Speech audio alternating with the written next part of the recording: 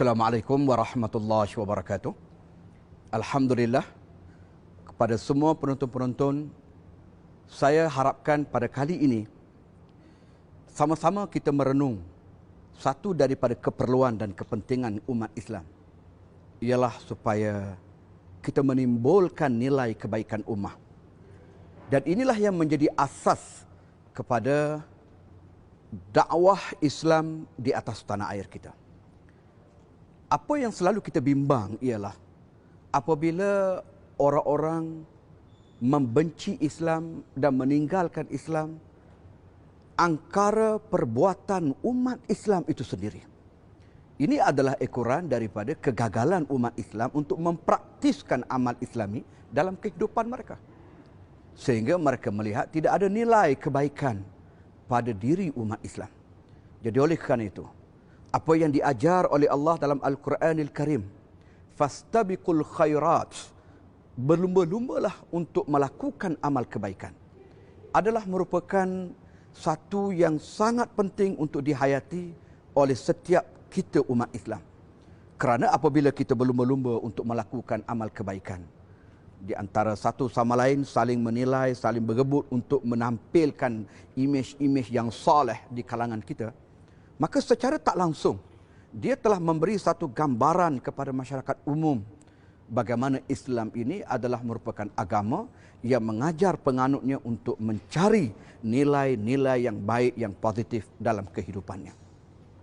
Dan sememangnya itulah yang diajar kepada kita.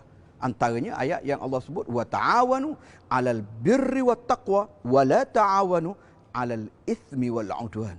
Bertolong bantulah, bekerjasamalah dalam melakukan perkara-perkara yang baik dan juga dalam perkara-perkara yang mengeratkan hubungan di antara umat Islam, dalam perkara yang menumbuhkan rasa taat dan takut kepada Allah, bertakwa kepada Allah Subhanahu wa taala.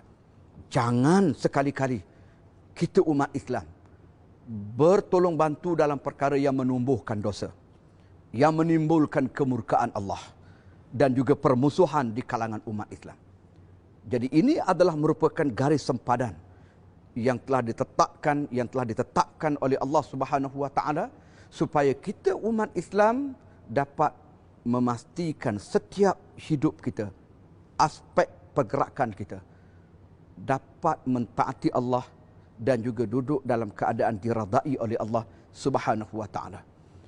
Aliman fastabiqul khairat ini adalah merupakan perkara yang saya kira menjadi asas kepada berkembangnya dakwah dalam negara kita. Dan tentunya dakwah ini pula adalah merupakan suatu asas untuk mengajak manusia mengabdikan diri kepada Allah Subhanahu wa taala.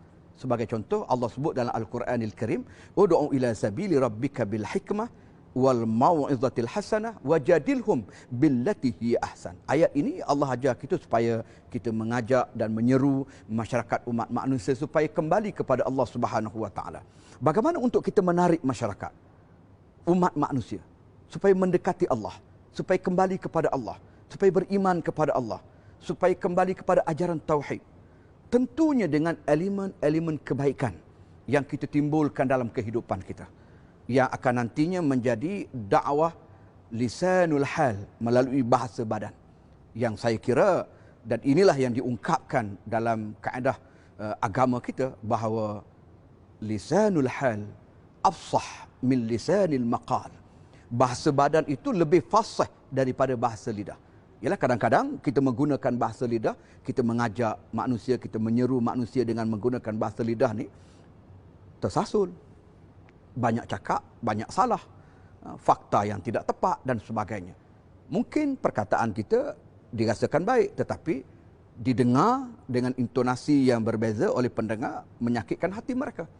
Maka bahasa badan itu dia lebih fasih. Kerana itu yang akan disaksikan. Apakah sebenarnya kita sebagai seorang Muslim dapat membuktikan secara praktikal Islam yang kita anut, Islam yang kita ajak itu pada perlakuan dan aksi kita seharian. Jadi oleh kerana itu, berlumba-lumba berbuat kebaikan ini adalah merupakan suatu kaedah untuk kita umat Islam berfikir macam mana menterjemahkan amal kebaikan dalam kehidupan kita sekaligus dapat memenangi hati masyarakat, memenangi hati rakyat dalam negara kita ataupun siapa saja yang berinteraksi dengan kita untuk mereka mendekati Islam agama yang kita anut ini dan Islam agama yang kita bawa ini.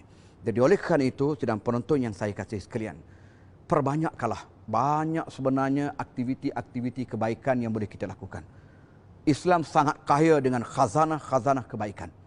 Tetapi malang apabila ada sebahagian di kalangan kita, dia berfikir untuk melakukan kerosakan. Dia berfikir untuk melakukan kejahatan. Sepertinya hidup tak senang. Hidupnya tak selesa kalau tidak melakukan kemungkaran dan kemaksiatan.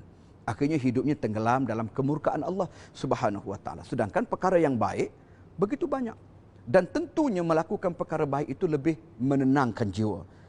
Perkara-perkara baik yang kita lakukan ini, selain daripada kita dapat memperbaiki peribadi kita, membersihkan jiwa kita, kita juga dapat memaut orang lain untuk kembali kepada ajaran Islam. Jadi inilah faktor yang perlu disedari oleh semua masyarakat supaya setiap sendi hidup mereka bermula dengan individu, keluarga, masyarakat sampai ke peringkat negara. Kalau semua berfikir ke arah melakukan amal kebaikan, cari, fikir, tak perlu saya nyatakan satu persatu apa benda yang baik. Akal yang sehat mampu membezakan yang mana baik, yang mana buruk. Terutamanya apabila kita seorang Muslim yang menuntut ilmu, yang belajar tentang Islam, kita akan dapati banyak ajaran-ajaran ataupun saranan-saranan yang disampaikan oleh Nabi kita Muhammad sallallahu alaihi wasallam dan para alim ulama tentang amal kebaikan yang perlu kita lakukan.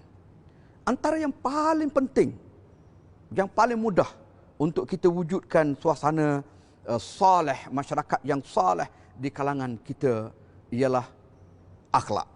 Akhlak mahmudah. Akhlak mahmudah ni ialah akhlak yang terpuji. Akhlak yang baik, akhlak yang saleh. Ini satu kebaikan yang perlu kita bina, yang perlu kita lakukan pada setiap individu. Akhlak yang baik ini, saudara, kalau kita lihat dalam aspek suluhan agama kita ataupun didikan agama kita, dia bermula dengan ketaatan kepada Allah Subhanahu Wa Taala, menjauhkan diri daripada perkara yang diharamkan, menjauhkan diri daripada perkara yang dimurkai oleh Allah. Ini batas sempadan amal kebaikan yang perlu ataupun yang paling penting kita lakukan. Dan inilah aspek takwa, takut kepada Allah dan taat kepada Allah Subhanahu Wa Taala walaupun waktu itu kita keseorangan, tidak ada siapa yang memantau. Kita tetap berada dalam keadaan taat dan patuh kepada Allah, kerana itu adalah suatu ketakwaan yang perlu wujud di kalangan kita umat Islam. Maka ini satu amal kebaikan yang paling penting.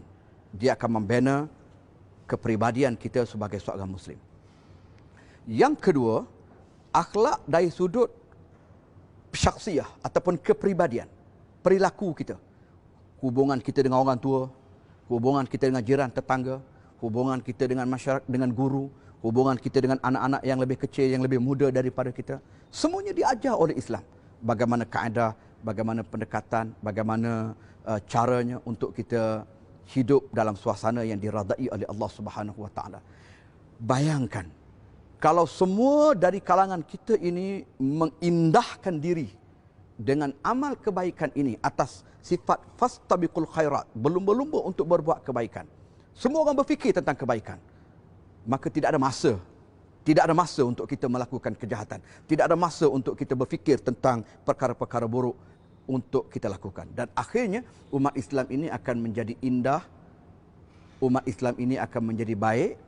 Maka secara tak langsung dia memancarkan hidayah kepada seluruh masyarakat.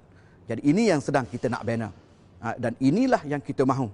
Dan sebagai contoh, kami daripada Yadim menyambung legasi orang sebelum, kita menggunakan terma ataupun kita menggunakan cogan kata fastabiqul khairat, berlumba-lumba untuk berbuat kebaikan. Artinya, kita buka pintu kebaikan ini pada semua.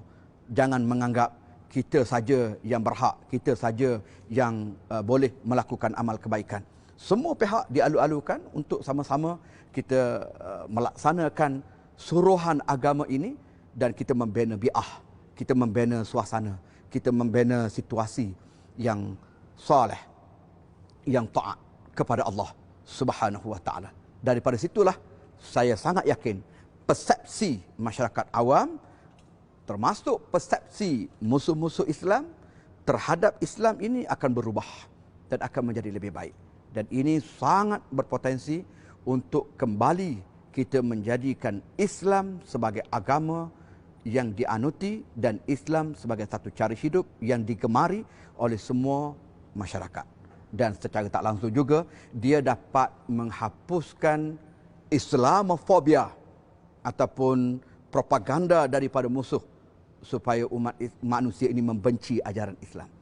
Kerana tidak ada sebab kenapa Islam itu dibenci jika sekiranya kita berjaya menonjolkan nilai-nilai kebaikan dan juga solehnya pribadi-pribadi umat Islam yang menganut ajaran Islam itu sendiri. Konsep fastabiqul khairat adalah merupakan satu yang insya Allah secara tidak langsung akan menjadi penangkis kepada serangan Islamofobia yang digerakkan oleh musuh-musuh Islam.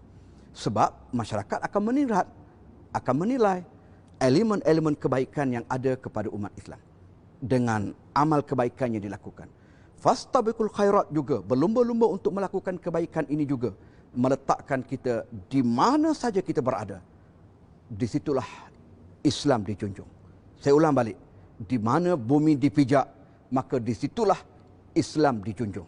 Insya-Allah, jika semua di kalangan kita umat Islam dapat meletakkan prinsip ini, maka Islam akan kembali dijulang dengan begitu hebat.